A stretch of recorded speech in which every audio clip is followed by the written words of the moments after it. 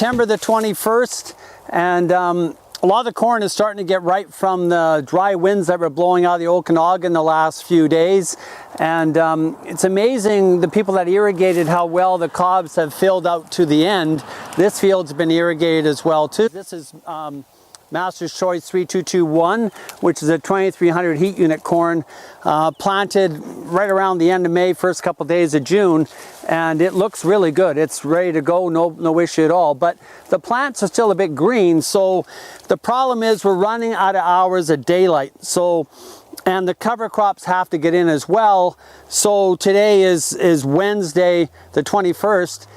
Coming up this week, it looks good. Monday, Tuesday looks okay too. Then weather starts changing Wednesday, Thursday with a bit of rain coming. So a lot of people, I suggest you try and look at your corn and get it in. It may not be 100% ripe, but again, the stalks are a lot thinner this year because it was planted later, and these cobs end up going higher up on the stem the later you plant. So they tend to be a little bit weaker, and if we get a big windstorm, there's a very good chance it could go down, especially if we get like heavy rains, which isn't forecasted, but who knows what can happen in the next 2 weeks. So again, the important thing to keep in mind is that if you get it off by October the 1st, that gives you 2 or 3 days to get the manure on, to get it worked up, and get your seed in the ground before the 10th of October. If you plant later than that, that simply won't get established enough, and you won't really gain that much by leaving the corn out there and risking it blowing over because of the wind and the rain. So it's going to come in wetter and a little bit greener this year. Some of it's going to be 75% moisture, 25% dry matter. The starch may not be as high,